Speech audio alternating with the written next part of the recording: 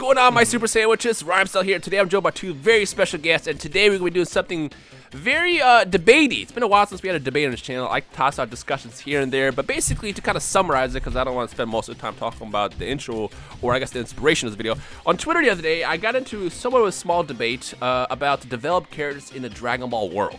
And basically what I was saying is, I don't remember what the actual context was, and in fact I've forgotten most of the tweets at this point, but that's beside the point.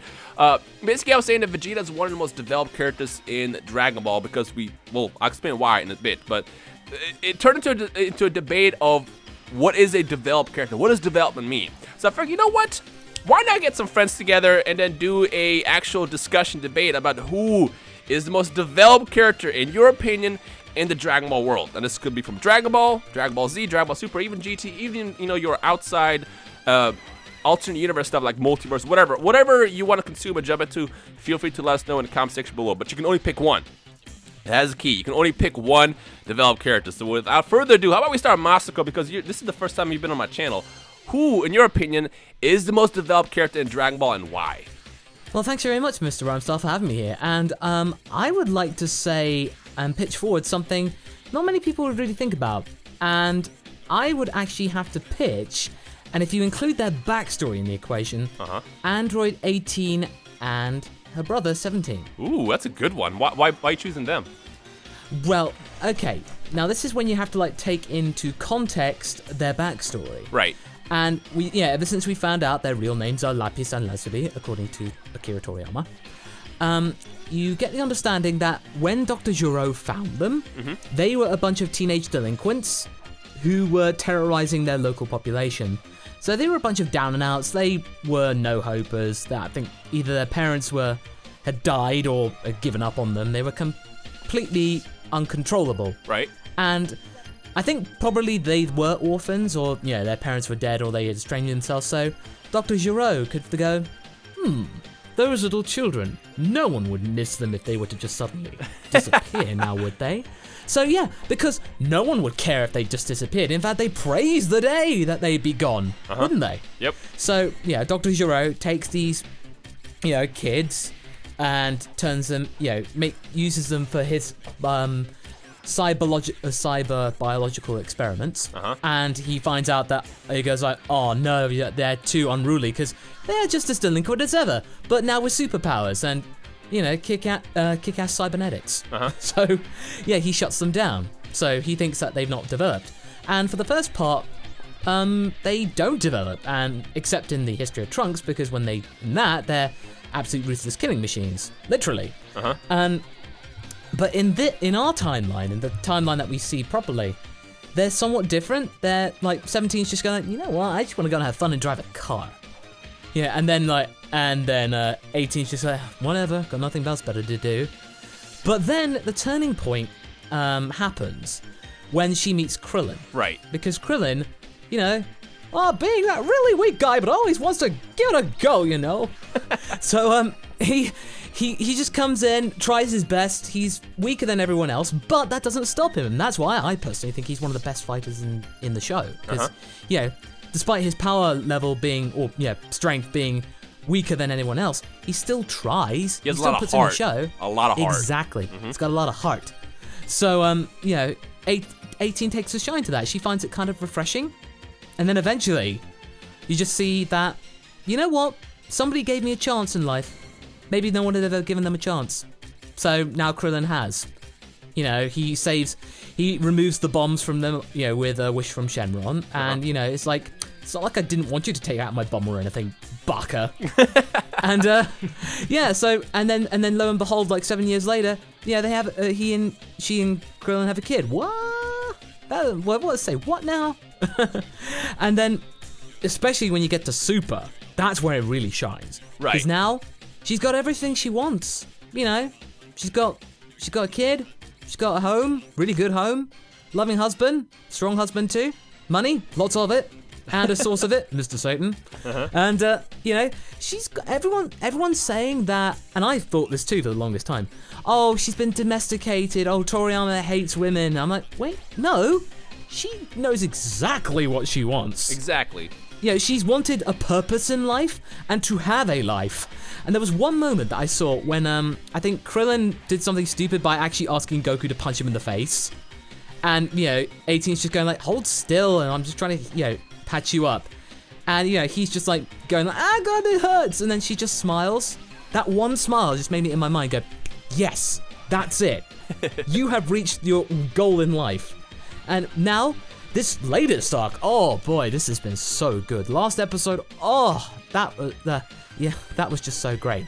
And then there was one episode, episode 75, when Android 18 goes to Krillin. And basically says, hey, are you thinking you're saying you're weak? I didn't marry a weak man now, did I? And then I just see the cappuccino heart that she makes suddenly drifts apart, and I go, Dragon Ball Super, what are you doing? There's so much symbolism here, what's going on? Yeah. So, yeah, I would definitely say that Android 18 and 17, I'd say to some extent, because I imagine we'll see more of that in Dragon Ball Super, but I imagine he's had a similar growth development too. He definitely did. So, I mean, yeah. he went from being similar to what 18 was to a park ranger. Now, actually, I saw a comment on my video a couple days ago, and I'm sorry, I forgot your name, who said it, but someone mentioned, what do you think him becoming a park ranger is kind of like a homage to 16 because 16 loved animals so much? That is a very good idea, and I think I had someone very similar leave that comment on my channel too, and it does all make a lot of sense. Yeah. And I think that is part of that. And even in the history of Trunks, when he said, you know, I want to be a park ranger. So, yeah, that's what he wanted to do.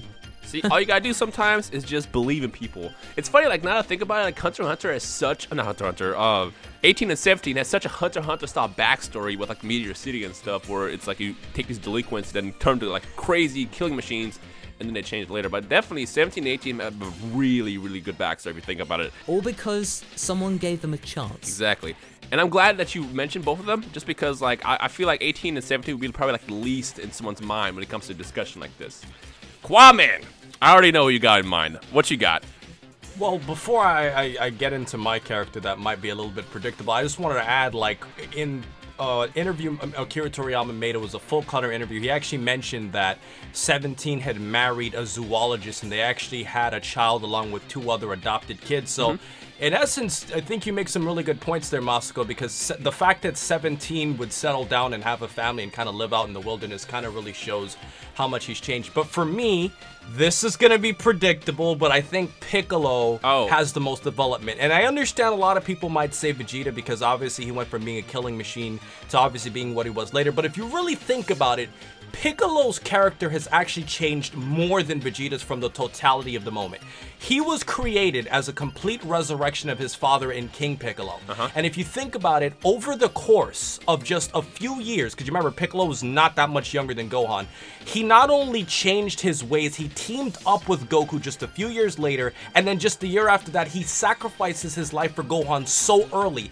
And then to consider that later on, you're seeing Piccolo babysitting Pan, going to parties, doing all of this stuff when he was literally created to be the opposite of this, tells me that he actually had more development, considering Vegeta probably wouldn't be willing to babysit somebody's child, although he has his own kids to worry about, but you know what I mean. Right. So I think that Piccolo has gone through a lot of development because of his actual creation to what he is now. And he did it completely on his own will. And one more thing I want to add here, Dino. I think the really interesting thing about Piccolo, as MasakoX and I talked about, is the fact that he was willing to fuse with Kami. Now, keep in mind, Piccolo never really liked Kami earlier in Dragon Ball. He fused with Kami because he thought that that was the absolute best decision, at least in the short term, that they could make to defeat the artificial human Jinzo Negan Cell. So he fused with him, and he became a completely different character for the benefit of the Earth instead of his own selfish pride. So for Piccolo to fuse with Kami, for Piccolo to give his life for Gohan, for Piccolo to be willing to teach 2 kids a silly dance, for Piccolo to be willing to babysit Gohan's daughter and to go to parties, tells me that he definitely had the most, I guess you could say, development, considering he was created to kill Goku as a part of a resurrection of his father. Right. And something I want to add in there real fast also is, like, it's kind of a joke and a meme in the community where it's like, oh, look at Piccolo, you know, babysitting. He's the dad of the show. He's the best dad Gohan has ever had. But in all reality, jokes aside, that is pure growth. I mean, I think you nailed it pretty much, talking about how Piccolo grew from being this killer that wanted revenge to, literally sacrificed himself to save the son of the man he wanted to kill, which is like Twice. It's deep. Twice. Yeah, it's deep. It's Right. deep. Yeah. And even if you don't count GT, Dino, I mean, he did also give his life in that too to protect the Earth by like having the Dragon Balls die alongside him. So I mean, it's still something, you know. Yeah, but it was just at the same time in GT, it was just like, you know, Piccolo, you know, you could just leave the planet, right? Because like, nope, Yeah. I'm just staying here.